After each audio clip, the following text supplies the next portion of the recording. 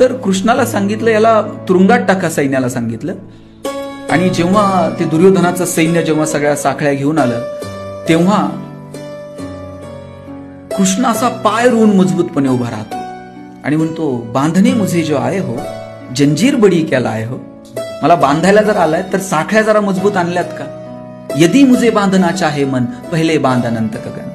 बघा, अशा प्रतिकूल परिस्थितीत सुद्धा कसं संयमानं राहावं हे कृष्णाकडनं शिकावं. बांधणे मुझे जो आए हो, जंजीर बडी क्या लाए हो, यदि मुझे बांधना चाहे मन, पहिले बांध अनंत गगन. आणि एवढं सांगूनही जेव्हा दुर्योधनाला समजलं नाही, मग मात्र कृष्णानं दम भरलाय. अंबर में कुंतल जाल दे, पद में नीचे पाताल दे, हाथों में तीनों काल दे, सब जन्म मुझी से पाते हैं, फिर लोट मुझी में आते हैं. अरे, सगळ्यांचा जन्म माझ्यापासून आहे, सगळ्यांना इथंच येऊन थांबायचंय आणि तू मला गिरफ्त करायला निघालाय. आणि हेही ऐकून दुर्योधनाला कळलं नाही. मग मात्र अंतिमतः दम भरला.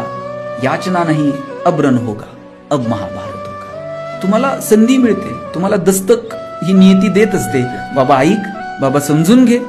आणि नाहीच, मग मात्र महाभारत अटळ. प्रस्ताव नाकारण्याचा अधिकार तुम्हाला आहे, पण तितक्या संयमानं तो नाकारता येईल का याची काळजी आपण घेतली पाहिजे.